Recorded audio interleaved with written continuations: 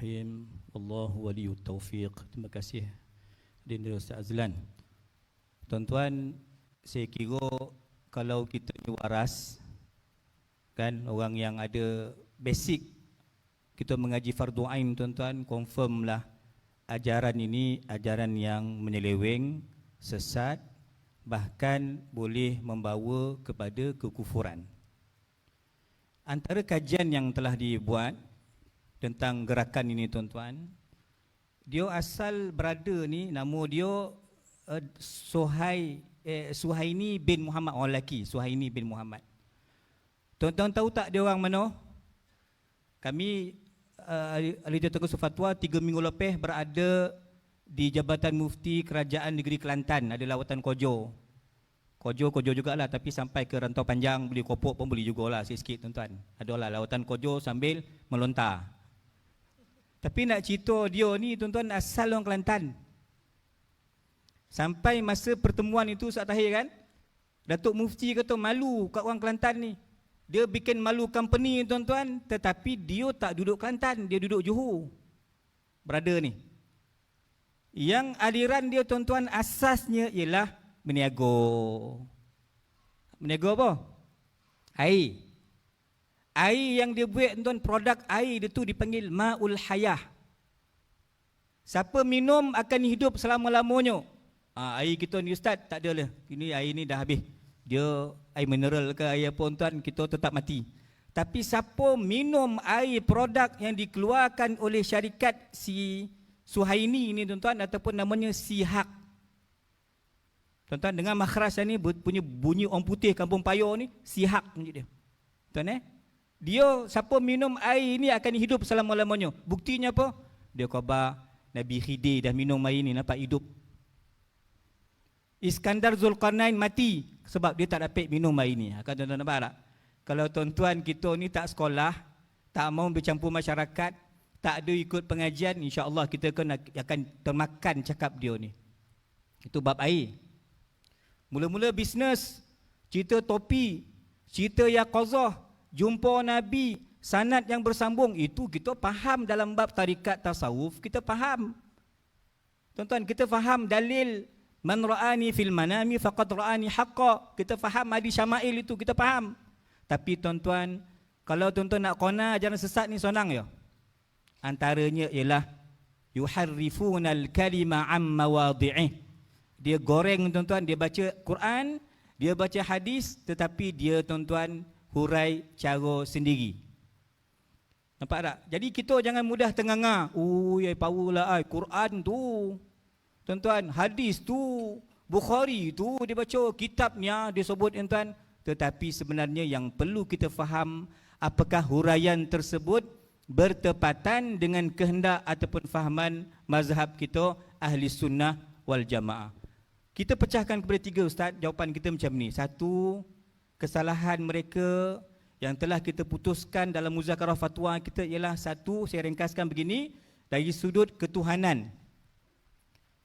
Kan, kita ditampin di Wambau di mana pun kena baca surah Kahfi. Malih-malih kita pun, tuan-tuan, 10 awal, 10 akhir.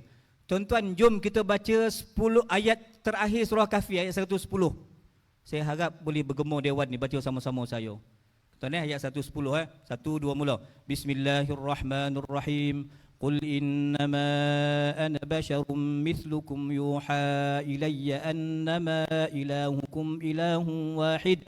فمن كان يرجو لقاء ربه فليعمل عملا صالحا ولا يشرك بعبادة ربه أحدا. صدق الله العظيم. Ini kita baca tiap-tiap minggu, tuan-tuan. Sunnah kita mengelak daripada Dajjal, baca surah Kahfi. Maka ayat ini menjadi dalil yang nyata, tuan-tuan. Nabi sebut qul innama ana basyarum mithlukum. Bashar itu lama kata perkataan yang sama ialah bishr. Bishrun ba bagi bawah, bashar ba bagi atas. Bashar, tuan, manusia. Manusia tu dipanggil manusia sebab kita boleh nampak. Kalau saya tak nampak, tuan-tuan, tuan-tuan tak nampak saya, tuan, mak kita ni orang bunian. Faham, tuan? Mungkin bolos sako. Tapi kita ni nampak, makna kita manusia. Panel manusia, peserta pun manusia, kita nampak. Nabi ni boleh nampak. Tuan-tuan, nampak dia. Orang kafir komplain, ma li hadzal rasul yaqulu ta'am wa yamshi fil aswaq. Nabi ni apalah makan, Nabi ni pergi pasar, ataupun Nabi ni mengembala kambing apa. Nabi tak boleh macam tu kata dia orang. Tuan-tuan, orang Yahudi pun komplain. Tetapi tuan-tuan, kita faham, ini juga dalam konteks Maulid ini saya percaya surau masjid kita juga membahaskan perkara yang sama, tuan-tuan. Nabi itu manusia. Bashar. Innama ana basyarum mithlukum. Tuan-tuan, tetapi jangan berhenti takat tu sahaja. Apa sambungan ayatnya? Yuha ilayya. Nabi ada wahyu. Tuan-tuan maka tadi perbandingan kita boleh gabungkan dua poin tuan-tuan. Ketuhanan dan kenabian. Jadi Sihak ini mengatakan bahawa dia duduk 4 beranak, 5 beranak buat video kan. Kami dengan ini meyakini bahawa Muhammad itu Tuhan. Itulah Tuhan kita, Muhammad. Dia bantai lah tuan. Dia pergi ambil dalil dalam berzanji. Wa wulidan sallallahu alaihi wasallam nadhifan makhtuna. Nabi lahir bersih, bersiap berkhitan. Poin khitan itu tuan. Nabi dah siap bersunat. Walaupun pendapat kedua, waqila khatanahu jadduhu Abdul Muttalib. Pendapat kedua mengatakan dalam berzanji yang sunat Nabi itulah atuk baginda iaitu Sayyidina Abdul Muttalib ketika lepas hari yang ke-7. Tapi Sihak ni tuan-tuan, dia selewengkan hadis, putar belit ayat. Dia katakan tuan-tuan, Nabi itu tak ada jantina. Nampak? Kan dah ke laut pergi tu. Bukan lelaki, bukan perempuan. Habis macam mana Sayyidah Khadijah radhiyallahu anha boleh mengandungkan 7 anak? Berapa lelaki kak anak Nabi? 3, 4 perempuan. Macam mana? Dia kata sebab klimaks itu berlaku bukan ikut hubungan biasa, kerana Sayyidah Khadijah melihat Tuhan depannya, Muhammad itu Tuhan, maka dia mengandung 7 anak. Dia dah mula merapu tuan-tuan. Mentafsirkan buah khuldi dalam Quran itu buah lain pula. Buah dada dengan buah zakar, dia dah mula poning tuan-tuan. Dah jadi lucah pula dah.